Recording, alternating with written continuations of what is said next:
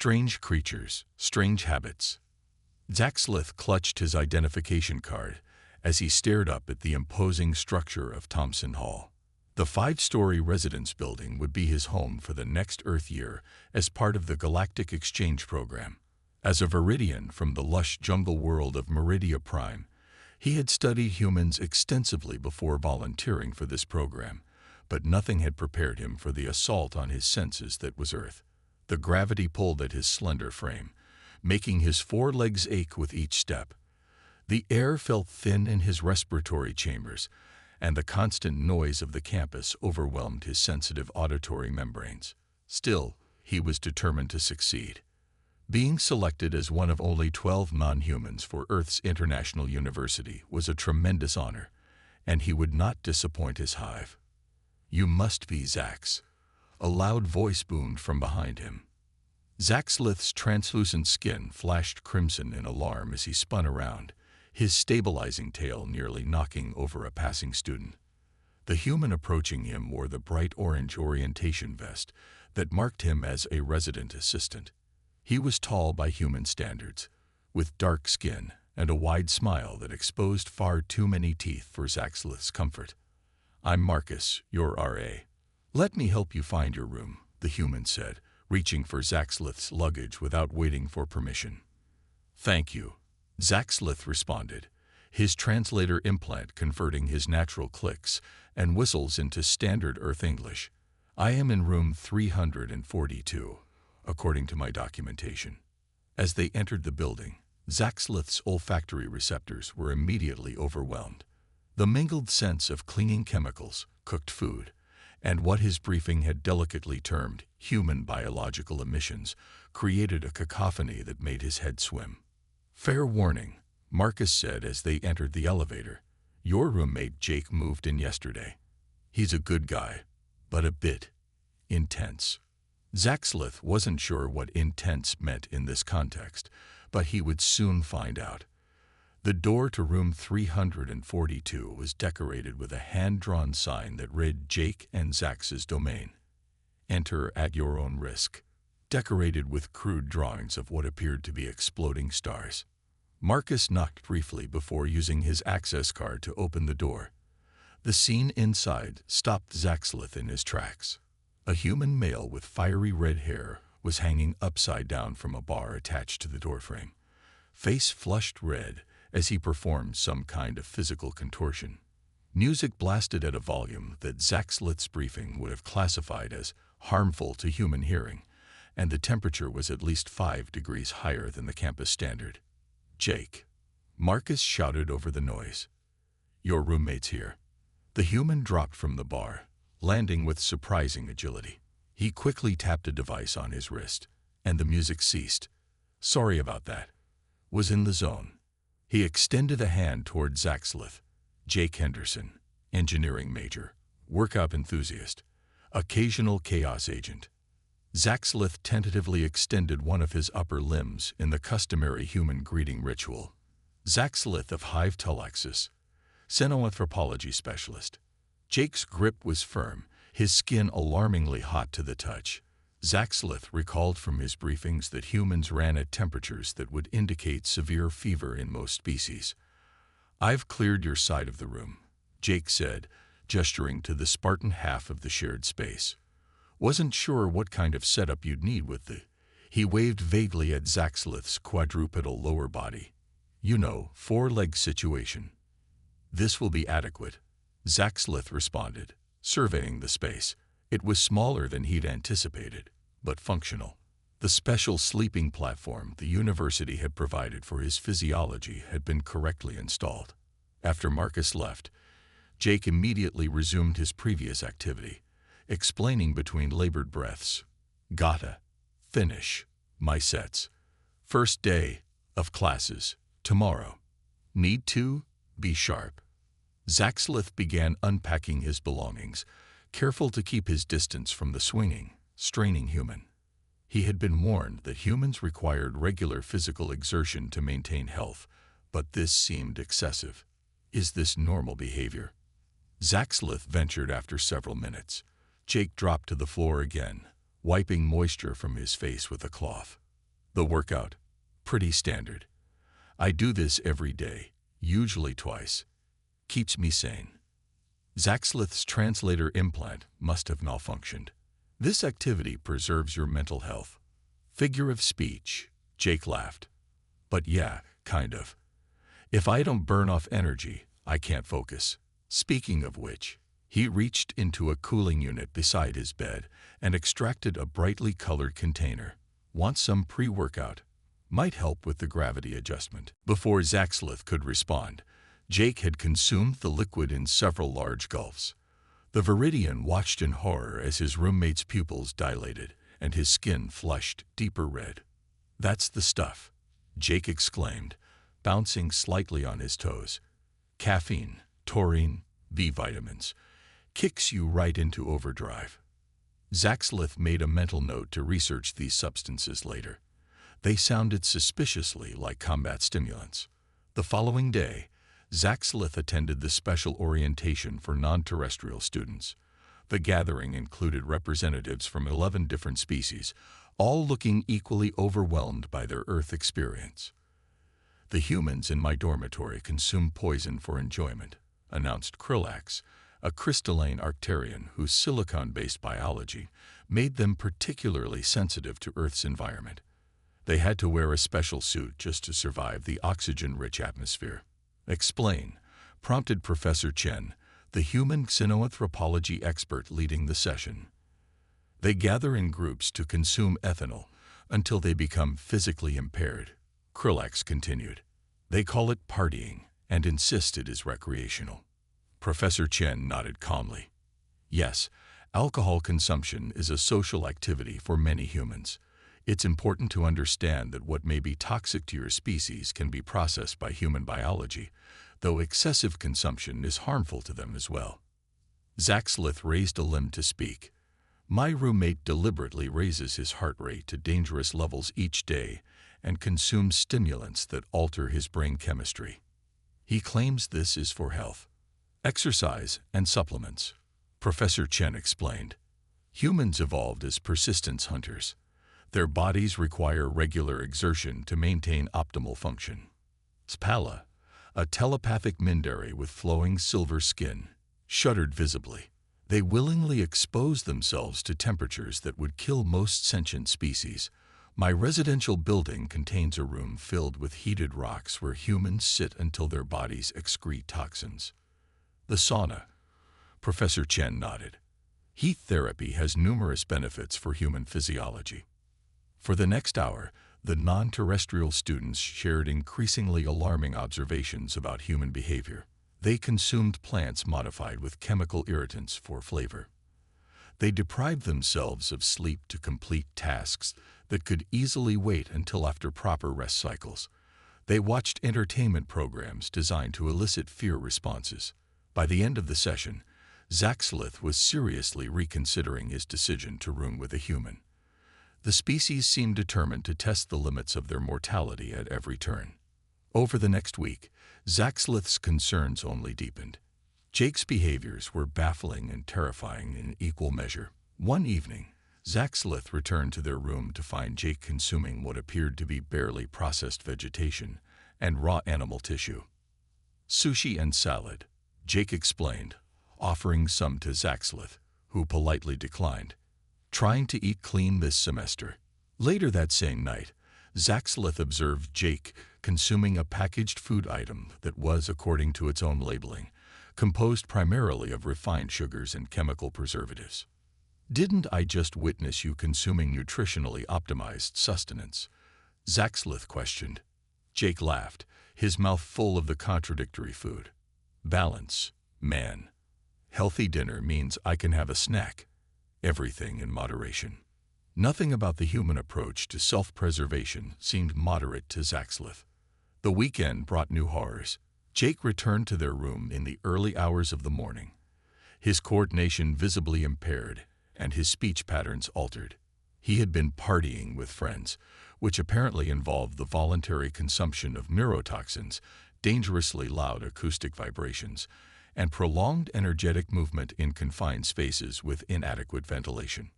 The following day, despite displaying clear symptoms of systemic distress, which he termed a hangover. Jake insisted on attending what he called a pickup game that involved chasing a spherical object across a field under the direct radiation of Earth's sun. When Zaxlith expressed concern about potential solar damage, Jake merely applied a thin layer of protective lotion and declared himself good to go. That evening, Zaxlith attended an emergency meeting called by T'Pala for all non-terrestrial students. "They are not what we were told," the Mindari insisted, her silver skin rippling with anxiety. "These humans are not the careful, intelligent species portrayed in our briefings. They are reckless, self-destructive creatures with no apparent concern for their own welfare."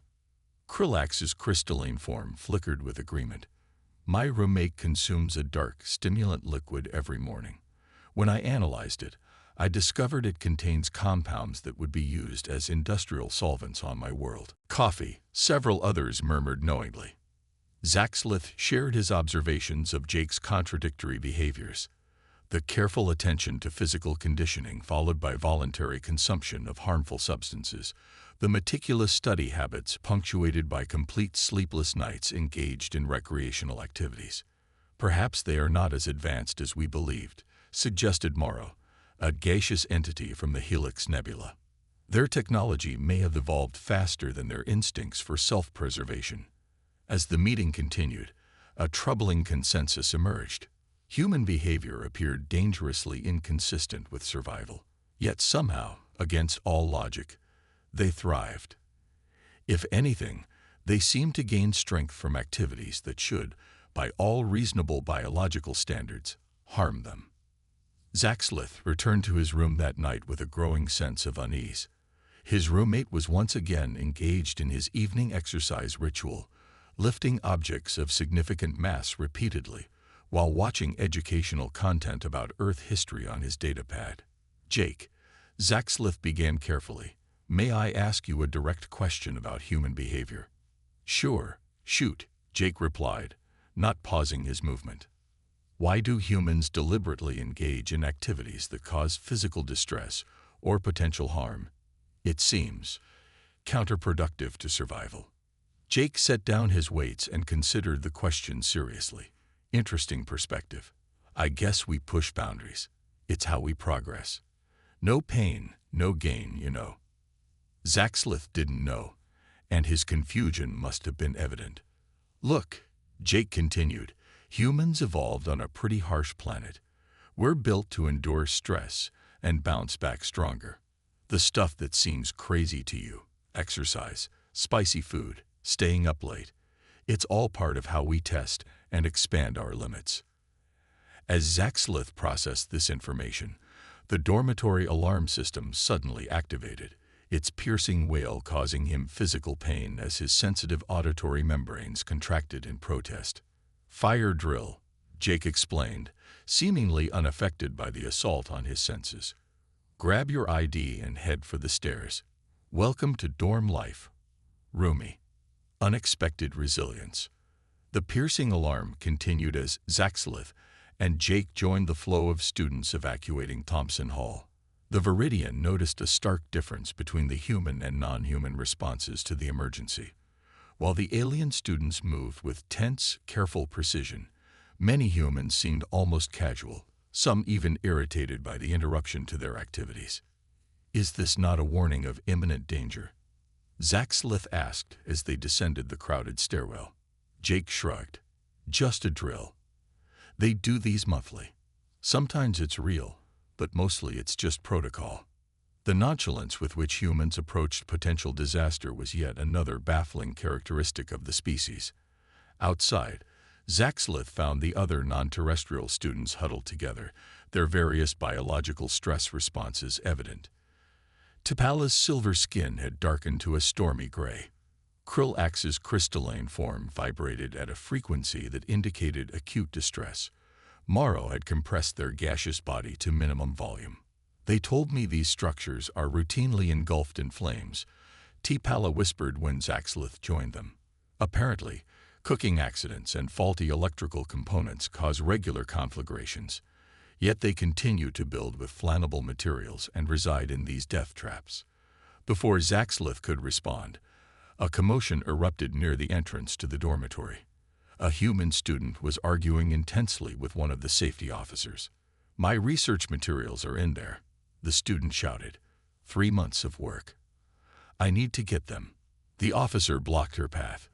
"It's just a drill, but protocol is protocol. No one goes back in until the all clear." "What is she concerned about?" Zaxlith asked Jake, who had remained nearby. "Probably has irreplaceable stuff for her thesis or something," Jake explained. "Data, samples, whatever. Not everything gets backed up to the cloud." The concept seemed alien to Zaxlith. On his world, information was treated as sacred, preserved through multiple redundancies and protective measures. The idea of keeping sole copies of valuable research in a structure prone to environmental hazards was incomprehensible. As Zaxlith pondered this carelessness, the campus security officer's communication device activated. His expression shifted immediately from bureaucratic indifference to alert concern. "Everyone stay back," he commanded, his voice carrying new authority. "We have a confirmed hazardous materials situation in the East Wing laboratory. This is no longer a drill." The crowd's demeanor transformed instantly.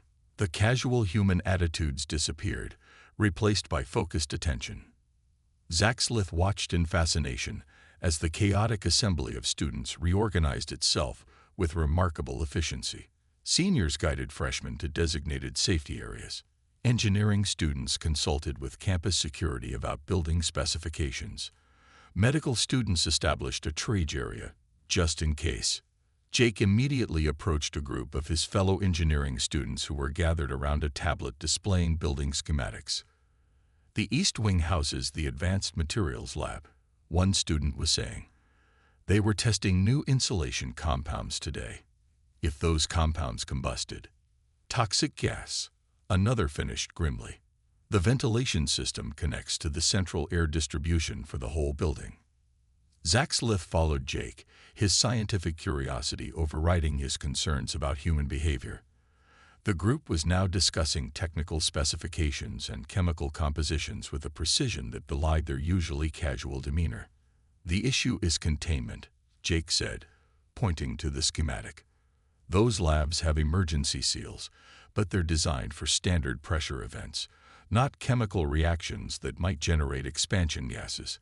The discussion continued, becoming increasingly technical as the humans proposed and discarded potential solutions. Their knowledge of their own systems was impressive, but what struck Zaxlith most was their calm in the face of danger. These were the same humans who had been playing acoustic instruments too loudly and consuming toxic recreational substances just hours earlier. Suddenly, an authoritative voice cut through the chatter. "We need volunteers to secure the west exit. The winds shifted, and if the containment fails, that area will be directly in the dispersal path." Zaxlith expected hesitation. After all, this was potentially lethal danger with no apparent benefit to offset the risk. To his shock, multiple hands raised immediately, including Jake's. "What are you doing?" Zaxlith demanded, grabbing Jake's arm with more force than he'd intended. "You can't volunteer for hazardous duty without proper training or protective equipment." Jake looked surprised. "I've got basic hazmat certification from my summer internship. They need people who understand the building systems. But you could be exposed to toxic substances. Your biological systems could be compromised." Jake's expression softened slightly. "Look, I appreciate the concern, but this is what humans do. We solve problems, especially in emergencies." Besides, he added with a grin that Zaxlith was learning to recognize as his expression of inappropriate humor during serious situations, "My immune system needs the workout." Before Zaxlith could protest further, Jake had joined the response team and was being briefed by campus security. The Viridian watched in disbelief as his roommate and 5 other students were issued simple breathing apparatuses and directed toward the western section of the building. T'Pala approached, her silver skin now pulsing with rapid patterns that indicated extreme confusion. "Are they going toward the danger?" Voluntarily. Apparently this is what humans do, Zaxlith replied, unable to keep the bewilderment from his voice. For the next 42 minutes, Zaxlith and the other non-terrestrial students observed a masterclass in human crisis management. The chaotic, seemingly self-destructive creatures they had been living among transformed into a coordinated emergency response unit. Students with relevant knowledge offered assistance. Those without stepped back but remained ready to help where needed. Information flowed efficiently, updated constantly as the situation evolved. When the emergency finally ended, the hazardous materials had been contained, with only minor injuries to 2 laboratory assistants. Zaxlith approached Jake as he was having his vital signs checked by a medical student. "Your behavior is contradictory," Zaxlith stated flatly. Jake raised an eyebrow. "How so?" "You deliberately consume substances that impair your cognitive function for recreation. You deprive yourself of necessary rest cycles to engage in social activities. You expose yourself to physical stressors without apparent purpose." "And," Jake prompted, thanking the medical student as she finished her examination. "And yet when genuine danger arises, you display remarkable competence, cooperation, and problem-solving abilities. It is inconsistent." Jake laughed, the sound startling in the still tense atmosphere. "That's humanity in a nutshell, my alien friend. We're walking contradictions." Later that evening, the non-terrestrial students gathered again, this time in the communal study space of the science building. The mood was markedly different from their previous meeting. "They are not what we thought," Tipala began, echoing her words from before, but with an entirely different inflection. "These humans are remarkable. Their approach to hazards is unlike anything in our training materials," Krillax added, their crystalline form now glowing with the warm tones that indicated respect in their species. "They do not merely avoid danger, they confront it, analyze it, overcome it." Zaxlith shared his observations of the engineering students' response team. They volunteered without certainty of personal safety. Their individual risk assessment calculations appear to include factors beyond self-preservation. Morrow expanded thoughtfully, their gaseous form rippling. "Perhaps what we perceived as recklessness is actually a form of continuous training. They subject themselves to controlled stressors to prepare for unexpected challenges." The discussion continued late into the night, with each non-terrestrial student contributing new insights about human behavior based on the day's events. A new understanding was emerging, one that painted humans not as reckless, self-destructive creatures, but as a species uniquely adapted to thrive in unpredictable conditions. When Zaxlith finally returned to his room, he found Jake awake despite the late hour, working on a detailed analysis of the day's emergency response. Campus safety asked for recommendations to improve the protocols. Jake explained without looking up. "I'm focusing on the ventilation system failsafes." "You should be resting," Zaxlith pointed out. "Your species requires sleep cycles for optimal function." "I'll sleep when this is done. Some things are more important than comfort." Zaxlith considered this statement carefully. "Like the safety of the collective." Jake nodded. "Exactly.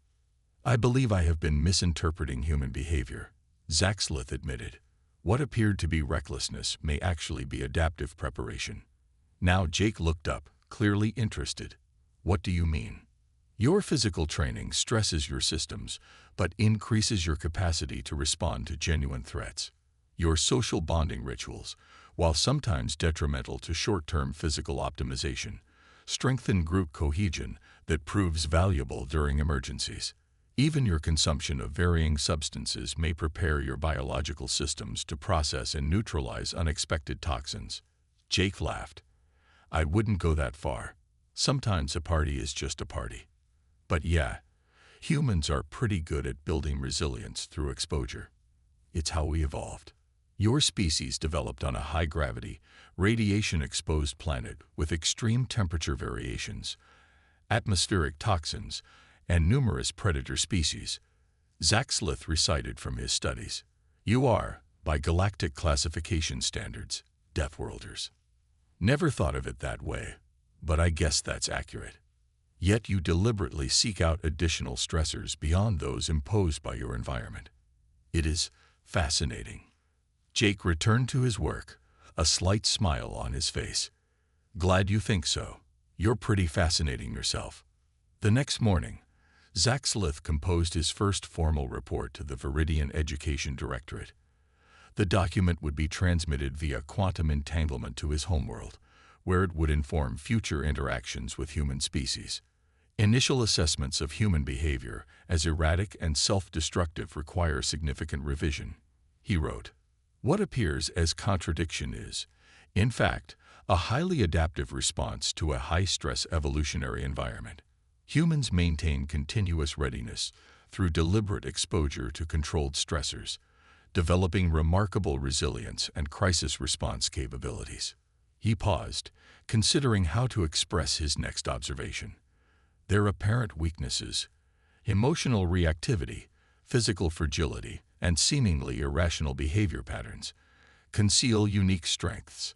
In crisis situations, humans demonstrate an unparalleled ability to improvise, cooperate, and overcome challenges that would paralyze more logical species. Zach Slith concluded his report with a recommendation that would shock the conservative directorate, but which he now believed was essential.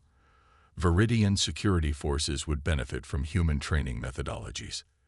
Their approach to stress inoculation and emergency response represents not primitive recklessness, but advanced adaptation to an unpredictable universe. In the face of the unknown, there may be no species better prepared than these contradiction-embracing Deathworlders. As he transmitted the report, Zach Slith watched Jake preparing for his morning routine. The strange exercises, the dubious supplements, the impossibly hot shower. But now he saw these behaviors through a new lens. This wasn't self-destruction. It was preparation.